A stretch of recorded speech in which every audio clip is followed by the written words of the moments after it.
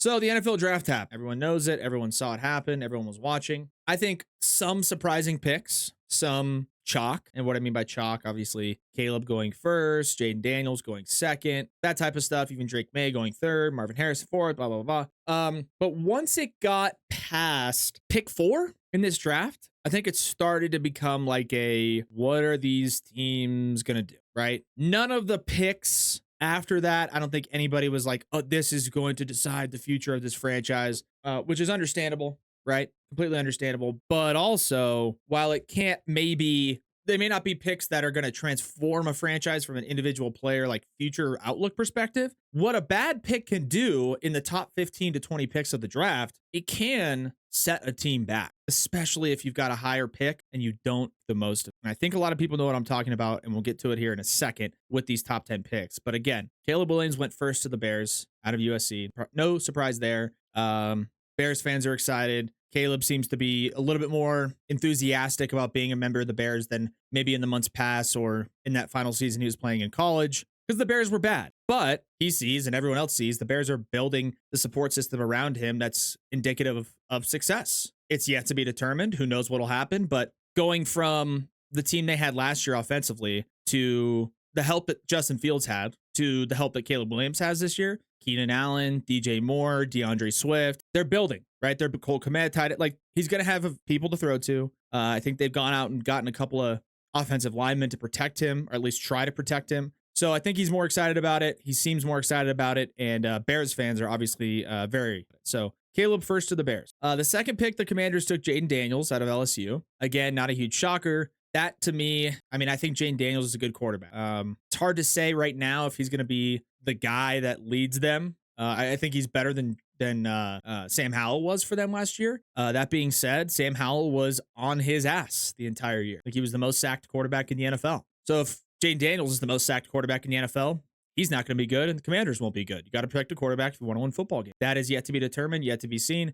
Jaden Daniels is a better quarterback. He's a better athlete. He's got a better arm. He runs more efficiently. Maybe some of those sacks that Sam Howell took last year, Jaden Daniels is way out of and scrambles for a few extra yards. Who knows? But that pick to me is just kind of a shrug your shoulders. We'll see what happens. Hoping for the best for the kid based on what we've seen from that team in the past. Not expecting a whole lot. Very similar sort of reaction to the third pick, the next pick, where the Patriots Drake Maye. I thought on draft night for a very split second that the Patriots were going to take JJ McCarthy. I thought for just a split second, because JJ McCarthy's draft stock just kept slowly, incrementally rising as the draft started to approach. I thought the Patriots might shock some people and take JJ McCarthy. I don't think it would have been like the biggest shock in draft history or anything, but it would have been, I think, bigger than most, considering Drake Maye was kind of the projected number 3 quarterback in the draft. But the Patriots took Drake Maye. Again, similar to Jaden Daniels. We'll see what happens. Is Drake Maye better than whoever was playing quarterback for the Patriots last year? Yes. Is he going to transform the organization and win 10 games and get to the playoffs next year? I don't know. I don't think he's a bad quarterback. Again, it's kind of just to be determined. Hoping for the best. We'll see what happens. He was pretty good in college. Who knows? Fourth pick, also not a surprise at all. But the Arizona Cardinals took Marvin Harrison Jr., the receiver from Ohio State. Another weapon for Kyler Murray. For the Cardinals, you just need Kyler Murray to play football. If Kyler Murray plays football, the Cardinals might hang around 8-9, 9-8. If Kyler Murray doesn't play football, the Cardinals will lose a bunch of games and pick in the top 5 again. Marvin Harrison's a great receiver.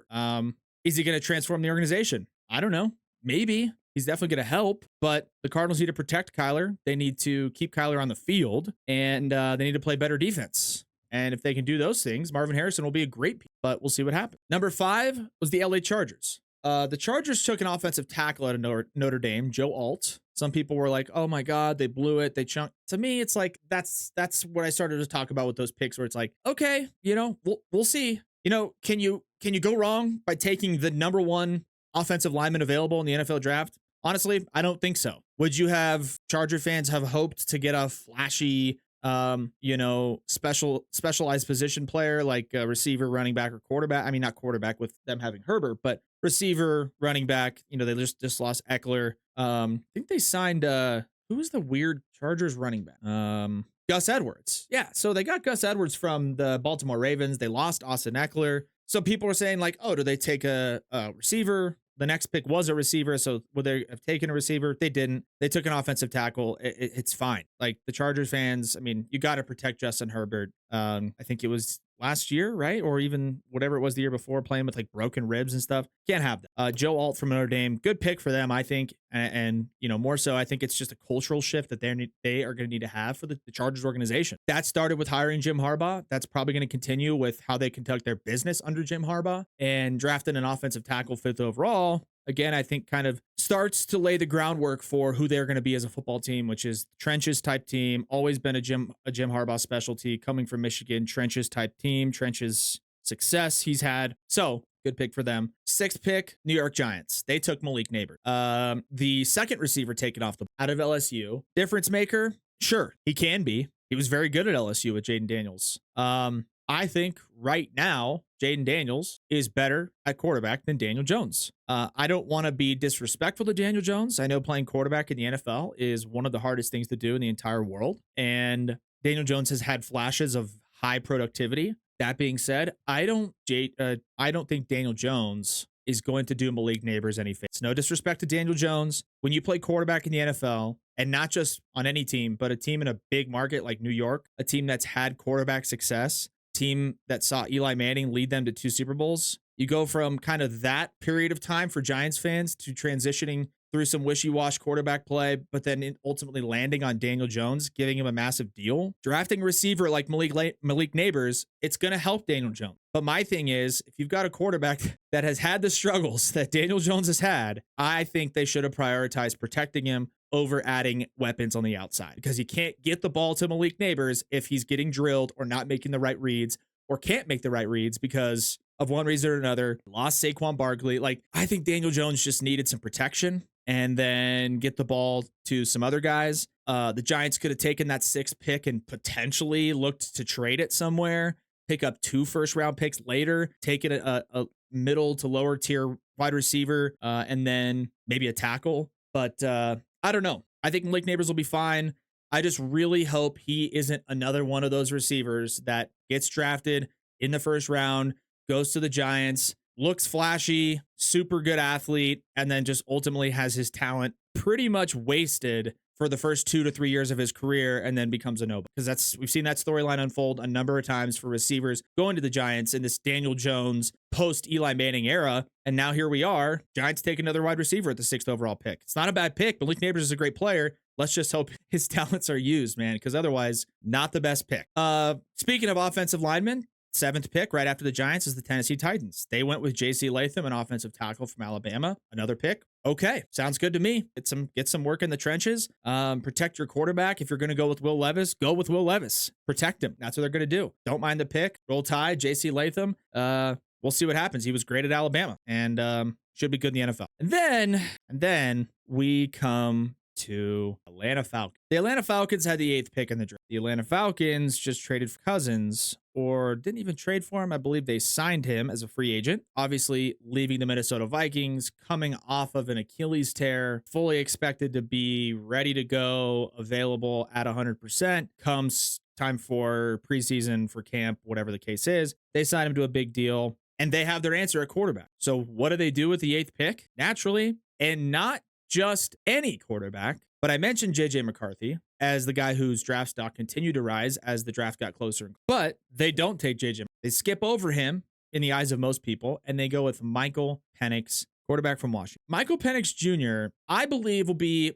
a solid, serviceable quarterback in the NFL. We've seen a lot of young quarterbacks, a lot of quarterbacks drafted, not like the number one guy, but quarterbacks taken in the 1st round go into a situation where there's already a veteran quarterback presence there, high productivity guy above them. They sit behind that guy for a couple years and they come out the backside when it's their turn to take the 1st team reps. And they have some success, some instant success. Notably, and the one that everyone sees as kind of a repeated cycle is up in Green Bay. When Green Bay Packers had Brett Favre, back end of Favre's time in Green Bay, they draft Aaron Rodgers. Rodgers sits behind him for a year or two, steps in, obviously becomes pretty much one of the greatest of all time. It's unrealistic to expect that every time. However, the Packers then, at the end of Aaron Rodgers' tenure in Green Bay, take Jordan Love. Felt like it was a similar feeling when the Packers took Jordan Love and put him in behind Aaron Rodgers. And when the Falcons took Michael Penix and are going to put him behind Kirk Cousins. It's a little bit worse with the Falcons because they took Penix so high in the draft. However, I think Penix will be a serviceable quarterback. To me, it's hard because I think Kirk Cousins is respectable enough and understands the business side of it and the process and knows that he's not getting any younger. Yes, he signed a big deal.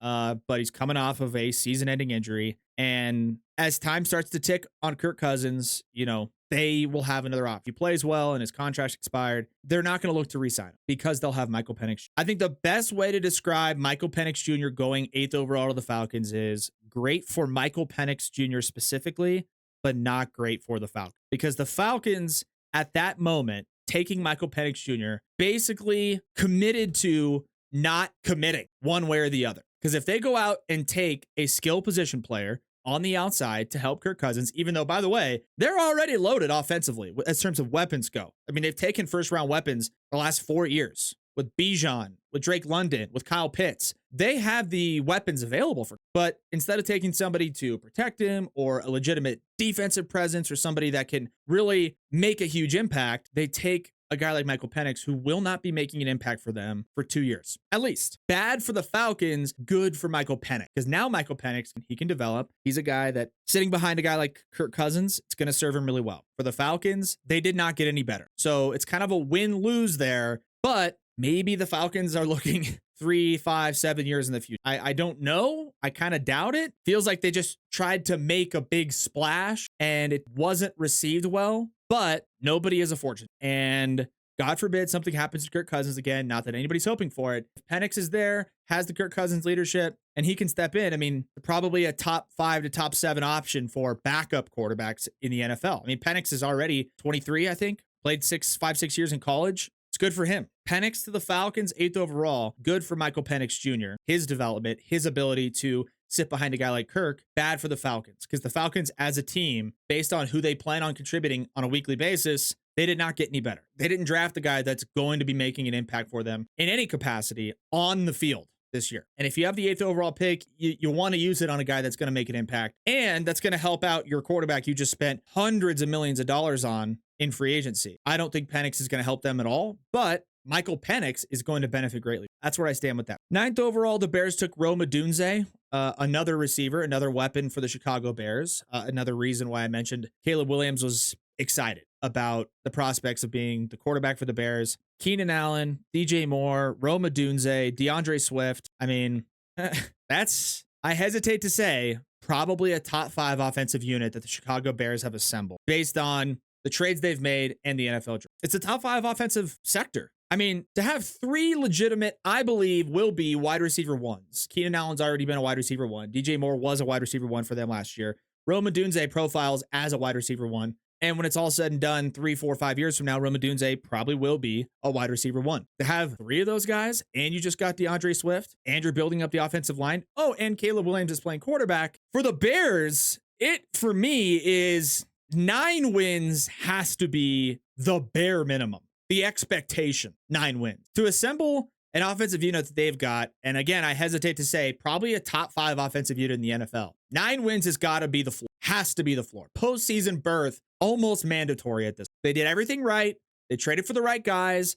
They drafted pretty much perfectly. Now it's time for the Bears to flip the switch and get it going. If the Bears go into this next season, come out of it in December, and the Vikings are ahead of them, or the Packers are ahead of them, it's going to look really, really bad for the Chicago Bears. Now, that's obviously, of course, pending health and everyone staying on the field and contributing, but knock on wood, hoping for the best for everybody. The Bears got to win 9 games this year. They have to win 9 games. And if they don't, man, God, what something's got to be going on with the Bears. I don't get it. But I think they will. I already have my early projections of them winning 9. I think realistically 10-7 is very, very attainable for the Bears next year. And postseason berth should be the X in Chicago. 10th pick, Minnesota Vikings, right? We talked about Kirk Cousins. Kirk Cousins, gone, right? Minnesota Vikings, you need a QB. There was talks about them potentially trading up into the top 5 because they didn't want to miss out on the quarterback frenzy.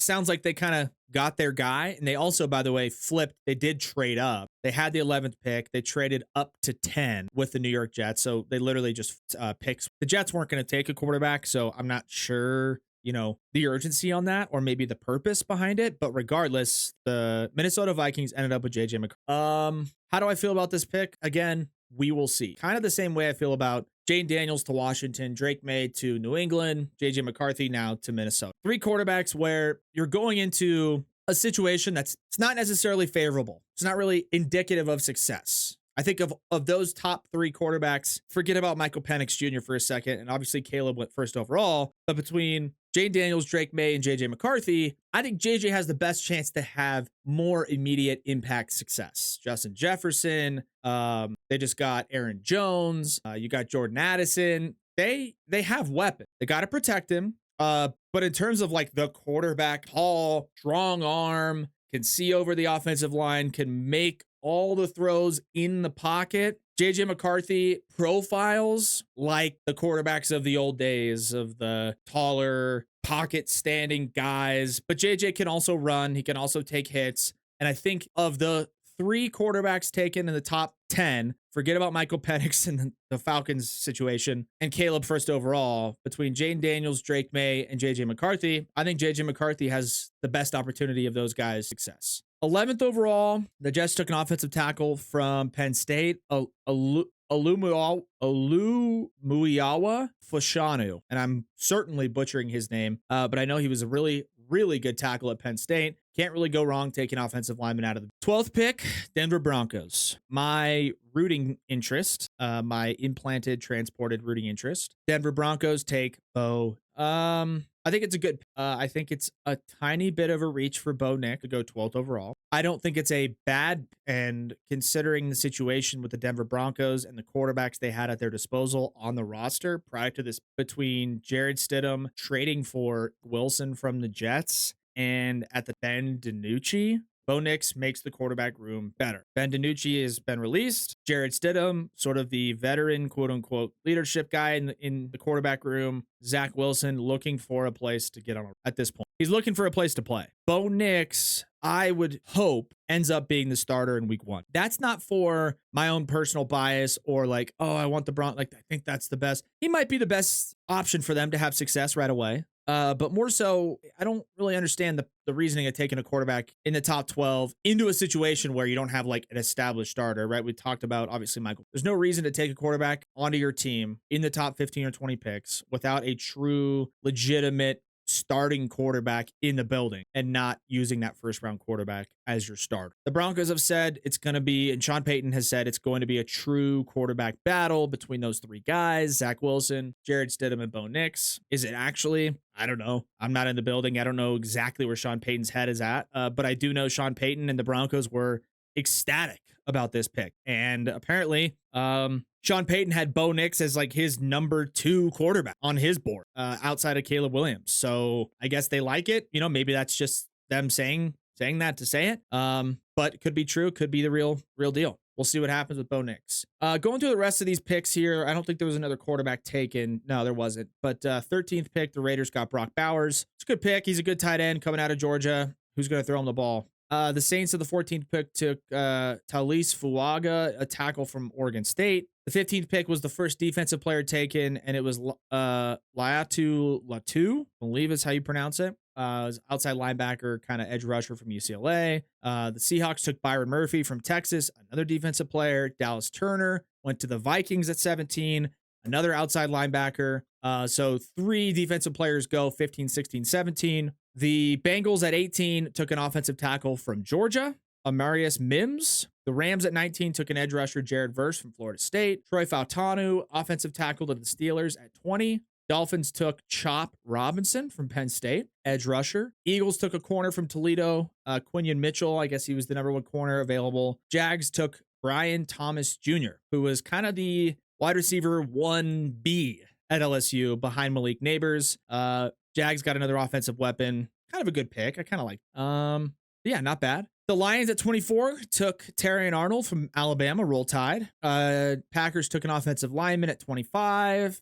Bucks took a center, 26. Graham Barton. And then the Cardinals had another first rounder, took a defensive end from Missouri, Darius Robertson. The Chiefs traded up with the Buffalo Bills to the 28th pick and got a wide receiver from Texas, Xavier Worthy. The fastest 40 time, I believe, in registered combine history. That sucks for the rest of the league. It really sucks because the Chiefs are probably going to be without Rashee Rice. I don't know the entire extent of that situation. Andy Reid getting a fast receiver with Patrick Mahomes, it's a deadly combo, right? It's like A plus B, A squared plus B squared plus C squared equals 1,000 receiving yards and 14 touchdowns. Like, it just sucks. For Chiefs fans, you have to be ecstatic. And for Buffalo to trade that pick and then give it up so that the Chiefs can take Xavier Worthy, I don't know. I don't really get it. But it is what it is, man. Fantasy football wise, take Xavier Worthy. He's good. And he's going to be good. He's great at Texas and really fast. So Xavier Worthy